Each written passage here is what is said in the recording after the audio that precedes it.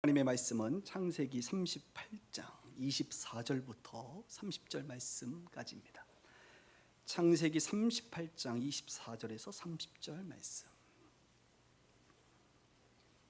제가 읽도록 하겠습니다. 석 달쯤 후에 어떤 사람이 유다에게 일러 말하되 내 며느리 다말이 행음하였고 그 행음함으로 말미암아 임신하였느니라. 유다가 이르되 그를 끌어내어 불사르라. 여인이 끌려나갈 때에 사람을 보내어 시아버지에게 이르되 이 물건 임자로 말미암아 임신하였나이다. 청하건대 보소서 이 도장과 그 끈과 지팡이가 누구의 것이니까 한지라. 유다가 그것들을 알아보고 이르되 그는 나보다 옳도다. 내가 그를 내 아들 셀라에게 주지 아니하였음이로다 하고 다시는 그를 가까이 하지 아니하였더라. 해산할 때에 보니 쌍태라. 해산할 때에 손이 나오는지라. 산파가 이르되 이는 먼저 나온 자라 하고 홍색 실을 가져다가 그 손에 베었더니 그 손을 도로 들이며 그의 아우가 나오는지라. 산파가 이르되 내가 어찌하여 터뜨리고 나오느냐 하였으므로 그 이름을 베레스라 불렀고, 같이 읽습니다. 그의 형 곧 손에 홍색 실 있는 자가 뒤에 나오니 그의 이름을 세라라 불렀더라. 아멘. 오늘은 창세기 27번째 시간 유다와 다말이라는 제목으로 말씀을 나누도록 하겠습니다. 우리는 지난 2주간 창세기 37장에 있는 요셉에 대해서 살펴보았습니다. 특별히 37장에 있는 요셉은 어떤 사람이었습니까? 꿈꾸는 요셉에 대해서 살펴보았고, 지난주에는 구덩이에 빠진 요셉에 대해서 살펴보았죠. 오늘은 이제 38장의 말씀을 나눕니다. 재밌는 것은 38장의 내용이 요셉에 관련된 이야기가 아니라는 것입니다. 유다에 관련된 이야기입니다. 그리고 39장에는 다시 요셉의 이야기가 등장합니다. 그래서 일부 학자들은 38장은 사실은 빠져야 된다. 왜냐하면 37장 요셉, 39장 요셉인데 계속 요셉이잖아요. 왜 38장이 끼어들었냐 해서 삽입장이다 이렇게 이제 표현을 합니다만 일리가 있어 보여요. 왜냐하면 37장 마지막에 보면 요셉에 대한 이야기가 요셉을 보디발에게 팔았다 이렇게 끝나고, 39장 첫 번째 보면 요셉을 샀다 이렇게 나오거든요. 보디발이. 그러니까 요셉을 팔고 요셉을 사니까 얼마나 연결되는 부분이에요. 그런데 이 사이에 38장이 끼어들었다 이것입니다. 일부 학자들의 주장이 그럴싸하고 상당히 일리가 있습니다만, 그러나 대부분의 학자들은 이 부분에 대해서 하나님께서 의도적으로 37장 요셉, 39장 요셉 사이에 유다의 이야기를 집어넣었다 이렇게 주장을 합니다. 저도 의도적인 하나님의 계획 속에 있는 내용이라고 생각을 하는데요. 왜냐하면 사실 저와 여러분들이 지금 창세기를 공부하면서 보면 우리가 인물 위주로 나오고 있지 않습니까? 아브라함, 이삭, 야곱, 요셉 이렇게 인물 위주로 지금 우리가 성경을 배우고 있는데, 사실은 인물 위주로 하는 게 잘못된 거예요. 어떻게 해야 되냐면 개인의 인물 위주가 아니라 가족 위주로 공부해야 되는 게 맞습니다. 37장에 이제 요셉에 대해서 나올 때도 2절에 보시면 여러분 야곱의 족보는 이러하니라. 그러니까 요셉의 이야기가 아니라 야곱 가족의 이야기라는 거예요. 아브라함 이야기 나올 때 12장에 나오잖아요. 11장 마지막에 보면 데라의 족보는 이러하니라. 아브라함의 아버지 데라 이야기가 나와요. 그러니까 데라의 족보 중에 아브라함만 등장하는 게 아니라 그래서 롯도 등장하는 거예요. 그리고 이삭만 등장하는 게 아니라 아브라함의 족보인 이삭 말고도 이스마엘이 등장하는 거예요. 야곱의 이야기를 우리가 보았지만 사실은 이삭의 족보는 이러하니라 그래가지고 그의 자녀들인 야곱과 에서의 이야기도 등장하는 거예요. 그러니 사실 요셉의 이야기라고 하기보다는 야곱의 족보의 이야기 중에 요셉의 이야기가 주류를 이루지만 그 중에 누구도 있어요? 유다도 있고 형제들의 이야기도 있는 거죠. 그러나 여러분들의 이해를 위해서 편하게 그냥 인물 위주로 제가 나아가고 있습니다.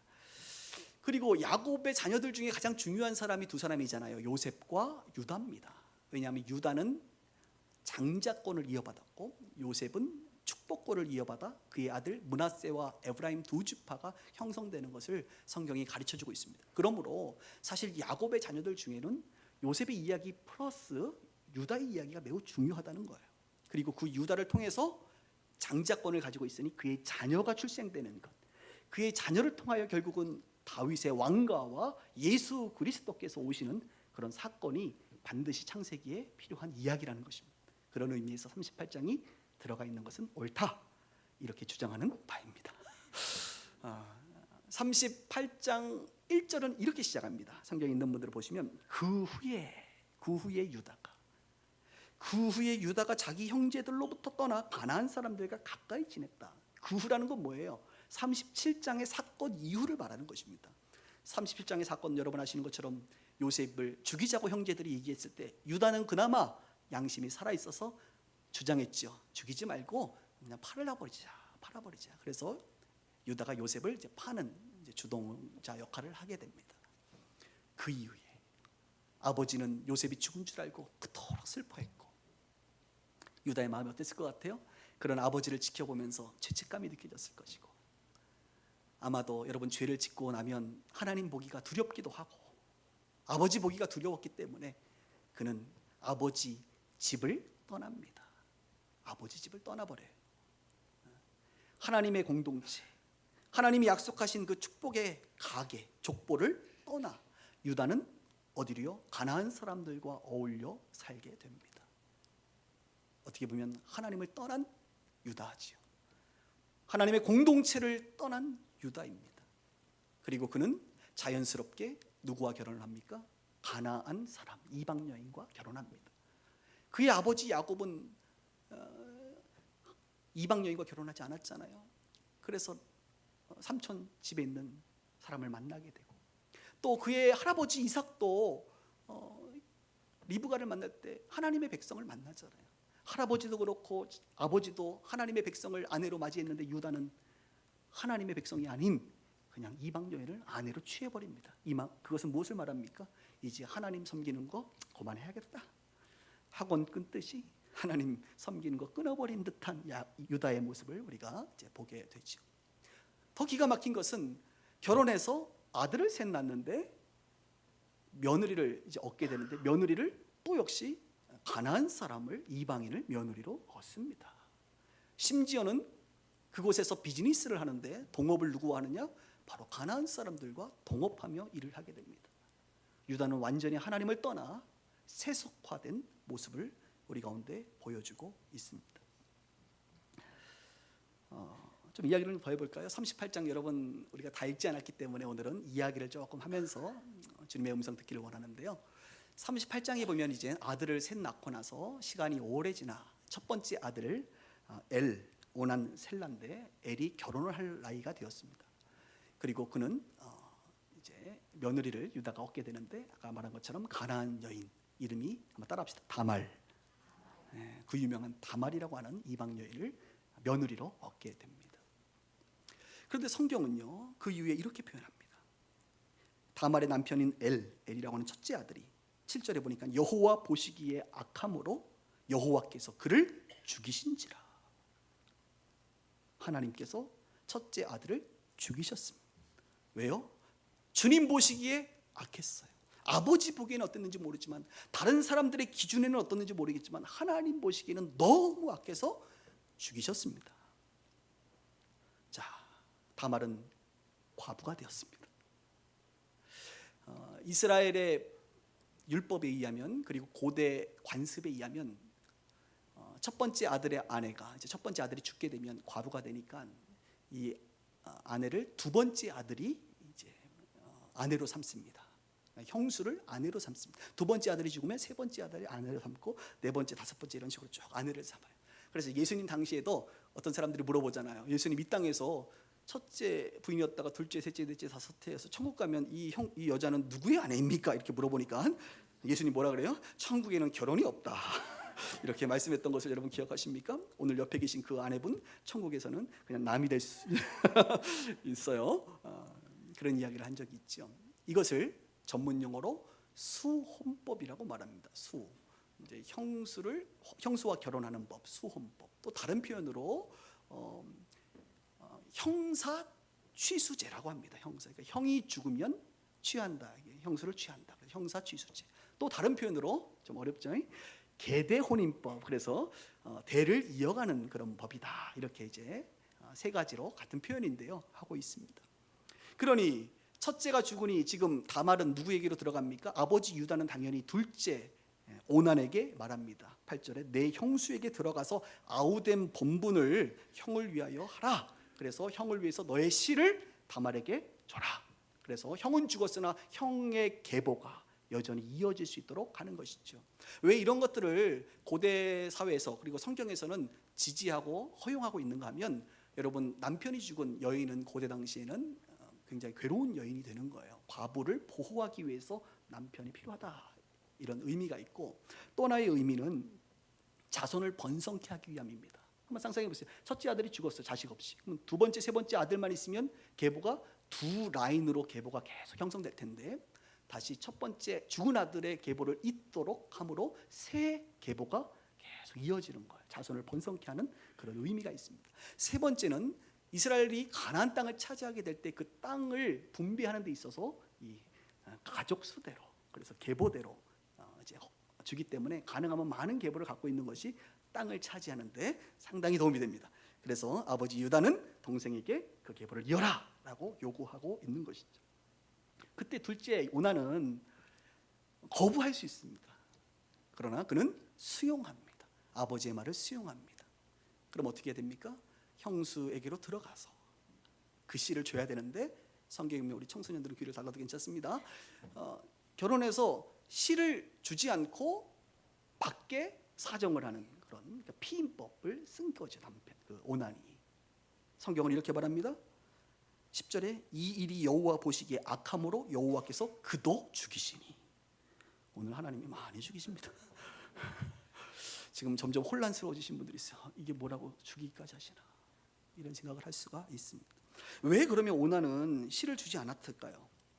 뭐 너무나도 간단하죠. 아버지가 돌아가시면 아버지의 유산이 분배되는데, 흔히 장남에게는 2배가 가고 다른 사람에게는 하나씩 갑니다. 그러니 두 아들, 지금 형이 죽었으니, 원래는 형이 죽었으니 두 아들 중에 자기가 장남이잖아요, 이제 둘째가. 그러면 아버지 3등분 중에 3분의 2는 자기 거, 3분의 1은 동생 거. 약 70%가 아버지 재산이 자기에게로 오는 거예요. 그런데 자기가 씨를 줘서, 형은 죽었지만 형의 계보에 아들이 하나 태어난다고 한다면 자기의 재산은 어떻게 될까요?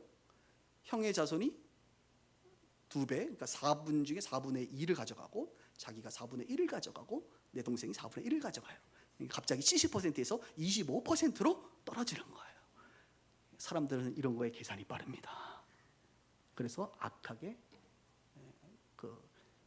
아버지의 말을 거부했어야 되는데, 차라리 그렇지도 않으면서 음행만 저지르고 형수를 취하기만 하고 자손을 주지 않은 것에 대해서 하나님께서 악하게 여기고 죽여버립니다. 그리고 세 번째 아들이 있죠, 이제 셀라가 조금 늦둥인 것 같아요. 아버지 유다가 보니까 이 아이가 장성해야 되기 때문에 며느리 친정에 가서 수절하고 있어라, 대기하라. 수절이 뭐예요? 오늘 한자가 많이 나오네. 정절을 지켜라. 이번 이 숫자는 지킬 숫자입니다. 정절을 지키고 대기하라. 누가? 셋째가 자랄 때까지. 그러면 다말은 싫습니다, 저 그냥 새 시집 갈게요, 재혼할게요, 이렇게 이야기할 수 있어요. 그런데 다말은 수용합니다. 여러분, 시간이 지났습니다. 셋째가 장성했어요. 그럼 줘야 될 거 아니에요. 근데 유다 입장에서는 줄까 안 줄까요? 여러분이 유다 같으면 주겠어요, 안 주겠어요? 안 줘. 첫째, 둘째 어떻게 했어요? 죽었어. 왜 죽었어요? 아버지는 몰라요. 하나님만 아시는 거예요. 당사자만 아는 거예요. 원래 죄는 은밀한 것입니다. 아버지 눈에 다말은 남자 죽이는 여자야. 아버지 눈에, 시아버지 눈에 며느리는 불길한 기운을 가진 여자예요. 미신적으로 바뀌는 거예요, 생각이. 우리나라도 예전에는 여자들을 향해서 이렇게 함부로 말했습니다. 아이를 못 낳으면 누구 탓? 무조건 여자 탓이요. 아니, 남자가 문제 있어서 못 낳을 수도 있는 거 아닙니까? 근데 아이를 못 낳으면 다 여자 탓이요. 또 집안에 안 좋은 일이 생겼다, 누구 탓? 여자가 잘못 들어와가지고 이 집안이 지금 이렇다 이거예요. 예전에 그랬어요. 지금은 그런 말 하면 큰일 나죠. 잘 모셔야 돼. 미신적으로 바뀐 거예요. 그러니 셋째 아들 줬다가 셋째 아들 죽어나갈 것 같거든요. 그러니 유다 입장에서는 좀 괘씸하게, 내 아들 둘 죽였지? 그래, 너도 다른 남자 못 만나고 그냥 정절을 지키면서 평생 늙어 죽어라, 이런 마음으로 보내버린 거예요. 그런데 시간이 지나 시아버지 유다의 아내인 시어머니가 죽습니다. 자, 이때 다말이 눈에서 번쩍하게 되는데요.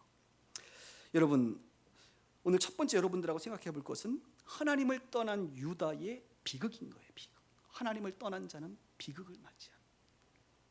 오늘 이런 생각을 할 수 있어요. 아니 목사님, 하나님 너무하신 거 아닙니까? 그게 뭐 그리 대단하다고 첫째 아들 죽이고 둘째 아들 죽이고 뭐 아내도 죽고, 야 이건 좀 우리가 알고 있는 하나님이 아닌 것 같은데, 하나님 사랑의 하나님 아니신가요? 자비의 하나님 아니신가요? 라고 질문할 수 있습니다. 여러분, 하나님은요 오래 참으십니다. 오래 참으세요. 사랑의 하나님이 있어요. 자비로우신 하나님이 있어요. 인애로우신 하나님이 있어요. 그래서 우리가 죄를 지면요, 우리가 예수 믿는 사람이기 때문에 우리 안에 성령이 내주하셔서 이 성령이 알게 하세요. 요한복음에 보니까 성령은 죄에 대하여, 의에 대하여, 심판에 대해서 책망한다 그랬어요. 그러니까 여러분들이 죄를 지으면 압니다. 여러분들이 성령께서 여러분들의 마음을 자꾸 죄책감을 갖게 해요. 그래서 우리가 죄를 짓는 걸 안다니까. 하나님이 여러분 죄 딱 지으면 죽이시나요? 아니에요.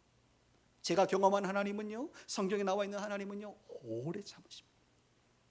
참으시고 또 참으시고 참으시면서 주님께서는 성령을 통하여 계속 우리에게 말씀하세요. 회개하라, 돌아오라. 우리는 지금 새벽에 이사야 말씀을 나누는데, 여러분 큐티 말씀이죠. 지금 이사야 1장, 2장, 3장 보세요. 너희 죄가 주홍 같을지라도 내가 희게 할 것이니 돌아오라. 나와 함께 변론하자.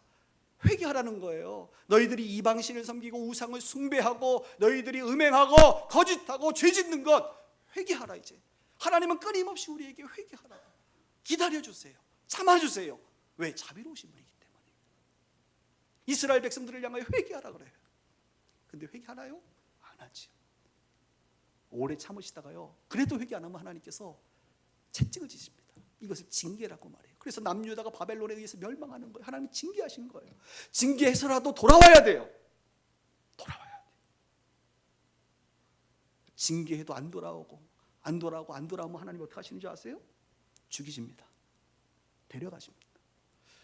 오늘 주일날 너무 무서운 얘기를 해서 이러면 붕 안 되는데, 주일날 이런 얘기하면 안 되는데, 저는 뭐 말씀대로 하니까. 여러분, 그래서 제가 자주 하는 말 중에 잘못 걸리면 죽는다, 이게 제가 하나님 앞에서 두렵고 떨리는 마음으로 살아가는 것 중에 하나예요. 하나님은요 기다리시다가 때로는 이렇게도 징계해보고 저렇게도 징계해보시고 하다가 안 돌아오면 그냥 데려가세요. 저는 그런 분 많이 봤습니다. 어느 장로님도 하나님이 데려가시더라고요. 죽이시는 거예요. 하나님이 여기 있으면 악을 행하니까, 공동체를 파괴하니까 그냥 죽이시더라고요. 어느 목사님도 하나님이 데려가세요. 큰교회 목사님 보니까 데려가시더라고요. 그리고 다 알아요. 기도하는 사람은 하나님이 데려간 줄 알아요. 우리나라에 꽤나 유명한 NGO 대표도요, 하나님이 최근에 데려갔어요. 다 알아. 그가 얼마나 악을 행하고 회개해야 되는데 저러면 다치지, 저러면 혼나지, 저러면 하나님 앞에 징계받지, 이러다가 데려가는 거예요. 두려운 이야기입니다. 오늘 말씀을 통하여 사랑하는 형제자매님들, 회개할 수 있기를 바랍니다. 지금 성령께서 여러분들의 마음 가운데 여러분들이 짓고 있는 그 죄악들 하나님 참으셨어요. 지금까지. 돌아오라, 회개하라, 다시는 하지 말라라고 말씀하시는 줄 저는 믿습니다. 회개의 심령이 우리 가운데 일어나기를 바랍니다. 여러분, 하나님은요 두려우신 분이신데, 하나님은 하나님의 심판에 있어서 전혀 사람들에게 간섭받지 않으시는 분이십니다. 하나님은 사람들로 하여금 하나님의 심판에 대해서 전혀 평가받지 않으시는 분이십니다. 하나님은 주권적으로 자신의 심판과 자신의 공의를 행하시는 분이십니다. 하나님의 은혜와 사랑도 마찬가지예요. 하나님은 사람들에 의해서 자주유지되는 분이 아니세요. 여러분들이 하나님 너무하신 거 아니야? 아무리 소리치고 뭐 이거 좀 불합리한 거 아니야? 우리 이성적으로 생각할 때 야 이건 좀 너무한 거 아니야? 라고 얘기해도요, 하나님은 그런 거에 연연하지 않습니다. 하나님은 절대적인 신이시요, 그분은 절대적인 선이시기 때문에 그분의 판단을 따라 심판하세요. 오늘 첫째 아들, 둘째 아들, 하나님의 주권적인 의지를 가지고 심판하신 거예요. 여러분들이 어떤 의견을 내도 어떤 생각을 해도 그것이 중요하지 않습니다. 그리고 저는 믿습니다. 우리 하나님은 선하신 분이십니다. 완전하신 분이십니다. 그분의 공의는 완전하다고 저는 믿습니다. 그러므로 오늘 저와 여러분들은 유다의 비극을 따라가서는 안 돼요. 하나님의 교회를 떠나고 하나님을 떠나서는 안 돼요. 십자가를 떠나서는 안 됩니다. 두 번째로 이 유다 말고 두 번째 등장하는 인물은 바로 다말이라고 하는 여인인데, 이 다말에 대해서 오늘 성경은 이렇게 표현하고 싶습니다. 다말의 집념, 이 집념이 대단합니다. 셋째 아들이 장성했는데 자신을 친정에서 부르지 않습니다. 그리고 셋째 아들을 주지 않는 거예요. 얼마나 마음이 힘들었을까. 그는 포기할 수도 있었지만 포기하지 않습니다. 그리고 시어머니가 돌아가셨다는 이야기를 듣고 그는 결정합니다. 셋째 아들을 주지 않으면 내가 시아버지의 시를 받겠다라고 하는 조금 당황스러운, 이해하기 어려운 그런 결정을 그는 합니다. 왜 그런 결정을 했을까? 그는 이방인이었지만, 오히려 유다는 하나님의 백성이었지만 세속화되었고, 이 이방인 다말은 조금이나마 하나님에 대한 이야기를 들었고, 이 유다의 가정은 바로 야곱의 가정이고 아브라함의 가정인데, 이 가정은 내가 너를 축복하는 자에게 복을 내리고 너를 저주하는 자에게 저주한다는 하나님의 축복의 통로라는 것을 그는 어렴풋하게 알았던 것 같습니다. 그리고 그는 그것을 붙잡았습니다. 자기 인생에서 가장 중요한 삶의 목표는 바로 이 하나님의 축복의 계보를 잇는 이 가정 안에서 내가 생존하는 것이다 라고 그는 결정했던 것 같습니다. 시간이 지나 아버지가 1년에 한 번씩 양털을 깎으러 딥나로 가게 되는데, 양털을 깎는 것은 가장 중요한 순간입니다. 마치 추수해서 수확하는 것과 마찬가지죠. 매우 중요하기 때문에 1년에 한 번 올라가게 되는데요. 그때에는 양털의 가치가 높아지기 위해서 일반적인 그 이방인들이 했던 관습 중에 하나가 바로 다산과 풍요의 신에게 축복을 빌는 그런 행위를 합니다. 그 행위 중에 하나가 무엇이냐면 이방 신전의 여성, 그러니까 창녀, 신전의 창녀와 동침함으로 바로 다산과 풍요를 축복으로 받기를 원하는 것이었어요. 그래서 이 유다도 이제 털 깎으러 가면서 이제 창녀를 만나게, 신전 여인을 만나게 되는데요. 이 사실을 알고 바로 이 다말 며느리가 변장을 하게 됩니다. 누구래요? 창녀로 변장해서 대낮에 오라 그러겠어요? 밤에 이렇게 유혹을 했던 것이죠. 그때 다말과 다음에 보면 요셉을 보면요, 상당히 상받는 게 많습니다. 요셉은 유혹받을 때 도망갔는데 다말은 쓱 들어가. 이제 이런 것들이 좀 있는데요. 어쨌든 그 다음에 또 얘기를 하고. 그래서 이 유다가 이 창녀에게 내가 너에게 들어갈 수 있겠냐 그랬을 때, 들어오십시오. 저에게 무엇을 주시겠습니까? 그랬더니 유다가 염소 새끼를 하나 주겠다. 그런데 지금은 없으니 내가 나중에 주겠다. 그랬더니 다말이 창녀의 모습으로 그러면 담보물을 주십시오. 지금은 없으니 외상을 해주시기 바랍니다. 이렇게 담보물을 요구해요. 그 담보물이 뭐냐면 도장과 끈과 그다음에 지팡이를 달라고 구체적으로 말합니다. 그것을 유다가 늘 갖고 다니는 거거든요. 그래서 그것을 주게 돼요. 그리고 나서 하룻밤을 보내게 됩니다. 재밌는 것은 18절에 보니까 그 하룻밤을 보냈는데 그가 유다로 말미암아 임신하였더라. 한 번에 다말이 임신을 하게 됩니다. 여러분, 이 다말의 모습을 보면서 무엇을 여러분 느낄 수가 있나요? 하나님 나라의 가치를 위해서 자신의 모든 것을, 때로는 윤리 도덕적인 기준을 넘어서 마치 천국을 침노하는 자와 같은 생각이 저는 들더라고요. 마치 이런 여인, 에스더라고 하는 여인 알죠, 여러분? 에스더, 왕후의 에스더. 그가 아하수에로 왕이 부르지 않았는데 간다는 것은 왕의 법도를 어기는 것이고, 그것은 죽음을 맞이하는 것인데 불법을 하는 거죠. 그가 이스라엘 백성들의 구원을 위하여 기꺼이 죽으면 죽으리라 라고 하는 심정으로 왕 앞에 나아가는 그런 모습 말이죠. 다말이 자신의 인생 가운데 가장 중요한 유다 가정의 씨를 받아 계보를 잇겠다라고 하는 이 하나님 나라의 가치 때문에 기꺼이 법을 어겨서까지 그는 그 일을 행하고 있는 것이죠. 그렇다고 해서 여러분들이 하나님의 나라를 위해서 법을 다 어기라 이런 것을 지금 얘기하는 것이 전혀 아니니까 여러분 보편적인 것으로 듣지 않기를 바랍니다. 어쨌든 예수님께서 천국 비유를 비유하실 때에 밭에 감추인 보화, 저는 이것을 참 좋아해요. 한 사람이 밭을 갔는데 그 밭에 보화를 발견하게 됩니다. 이 보화가 어마어마한 가치라는 것을 알고 그는 다시 밭에 그 보화를 숨기고 집에 돌아가 자신의 모든 재산을 팔아 그 밭을 자기가 사게 되죠. 그랬을 때 그 보화를 획득하게 되는, 천국은 침노하는 자의 것이라고. 다말의 집념이라고 하는 것은 정말로 놀라운 것이다, 이렇게 설명을 드릴 수가 있겠습니다. 영어로 얘기하면 마치 이 일에 다말은 올인하고 있는 모습을 보게 됩니다. 왜냐하면 아버지의 동선까지 그는 정보를 획득하고 있다는 것을 보게 돼요. 그의 안테나는 언제나 친정에 있지만 유다 가정에 안테나가 쏠려 있습니다. 시어머니가 죽었습니다. 셀라가 성장했습니다. 아버지가 털 깎으러 갑니다. 이거 다 정보를 갖고 있는 거예요. 그의 관심은 오직 자손을 낳겠다라고 하는 집념의 여인이다라고 말할 수가 있지요. 여러분은 하나님의 나라를 향한 집념이 있으신지요? 되면 되고 안 되면 말고 이렇게 살고 계시는지 생각해 보시면서, 세 번째 중요한 포인트는 유다는 이제 실패하고 다말은 집념을 갖고 있는데, 이런 불쌍한 인생들 가운데 역사하시는 하나님이 계신다는 거예요. 하나님은 신실하시다, 이것을 우리는 보게 됩니다. 오늘 24절을 볼까요? 석 달 후에, 이제 석 달의 시간이 지났습니다. 어떤 사람이 유다에게 말하되 내 며느리 다말이 행음하였고 그 행음으로 말미암아 임신하였다 라고 말하니까 유다가 이르되 그를 끌어내어 불사르라. 유다는 아주 제대로 걸렸다. 너 그래 내 두 아들 죽였지, 이제 너 제대로 걸렸으니까 널 죽일 거야, 이렇게 끌어냅니다.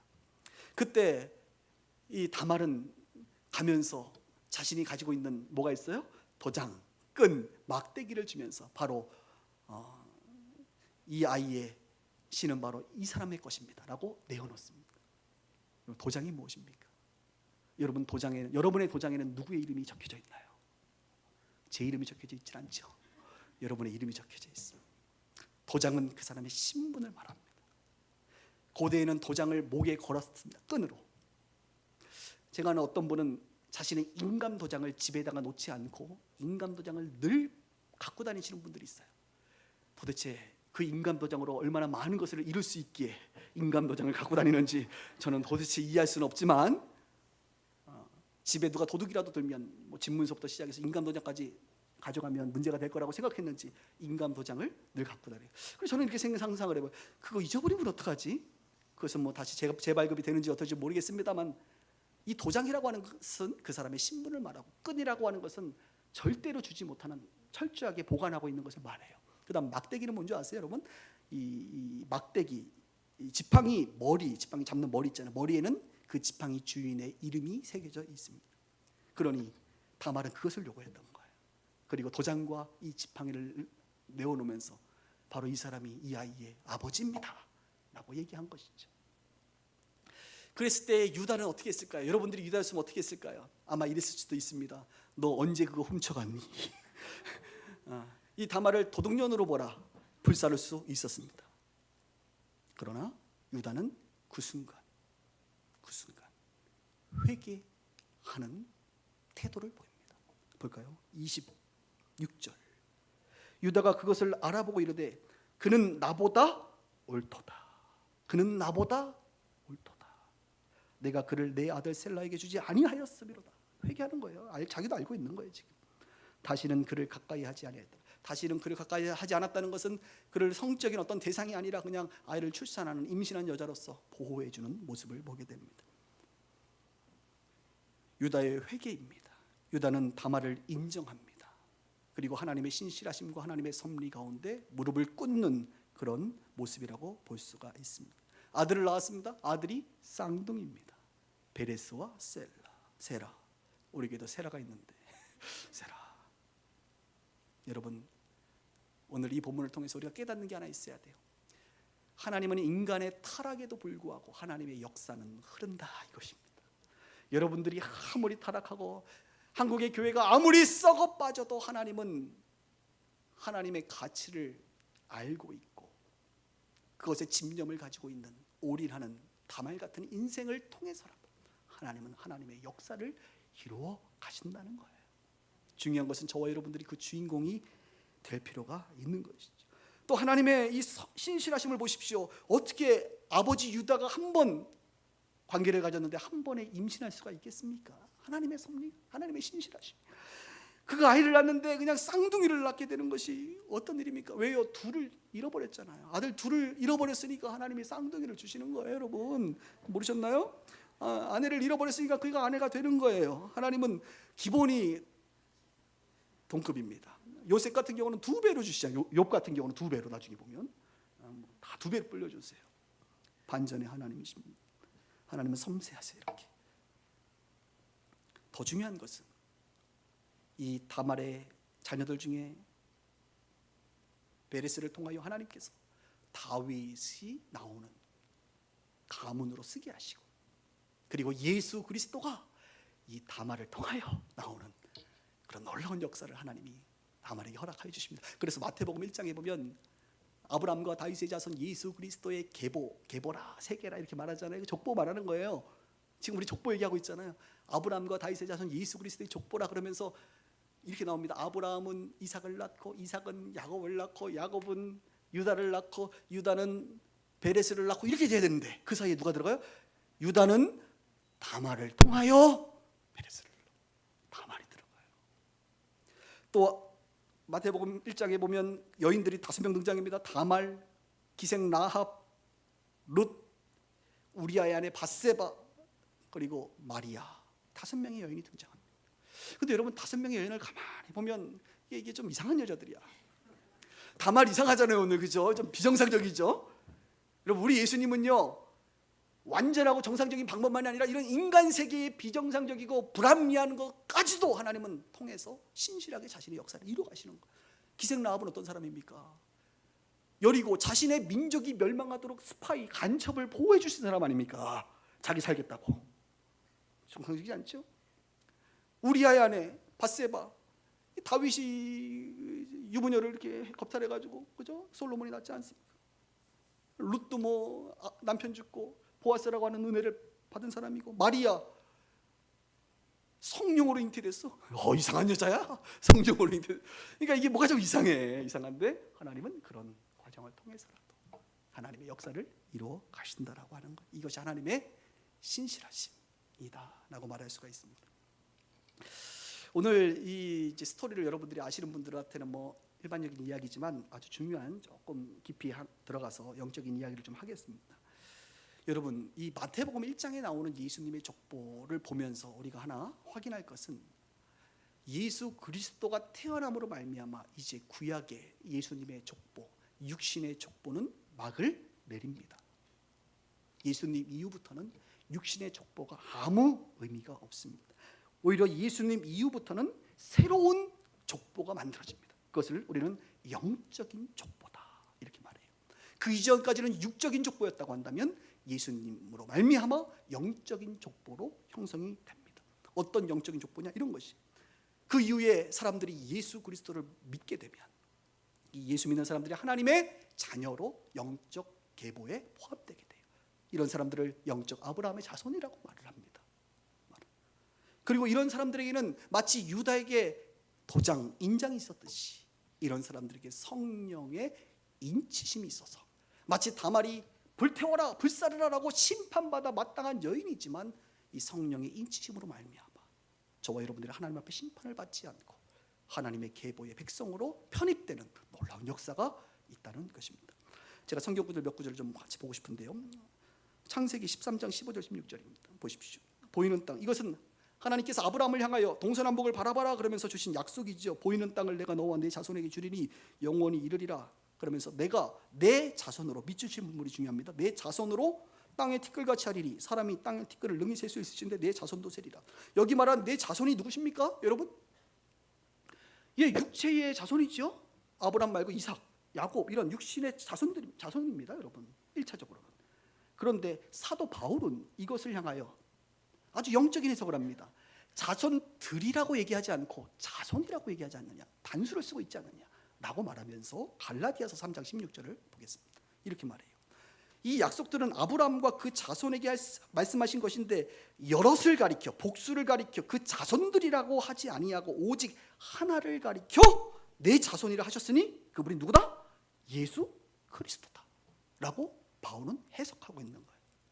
물론 1차적으로는 육신의 족보의 그 자손들을 말하지만 바울은 한 발짝 더 나아가 여기서 말하는 하나님의 그 축복, 내 자손으로 땅에 티끌같이 하리라. 이 자손은 육신의 자녀의 한계를 넘어 예수 그리스도를 믿는 자들이 땅에 티끌처럼 많아진다는 것이다. 영적 자손을 설명해 주고 있다는 거예요. 그래서 다음 성경 구절에 그 유명한 영접하는 자 곧 그 이름을 믿는 자들에게는 하나님의 자녀가 되는 권세를 주셨으니 이는 이 하나님의 자녀가 되는 이 혈통 계보를 잇는 것은 혈통으로나 육적으로나 사람의 뜻으로 나지 않아요. 그러니까 육신의 족보가 아니라는 거예요. 이제는 뭐예요?